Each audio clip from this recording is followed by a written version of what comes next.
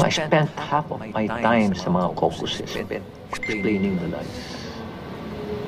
Nakakalungkot isipin. And then I had the chance to talk to distinguished personalities, businessmen at mga religious sector.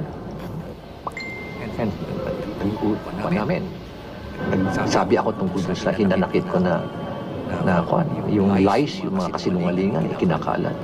Alam mo sabi nila sa akin, Mayor, dapat masanay ka. Dahil, eleksyon ngayon Ganyan naman talaga ang eleksyon. 6 years ka ng mayor, dapat sanay ka na sa ganyan. Ulat ako sa sagot nila. Ganun ba? Sabi ko.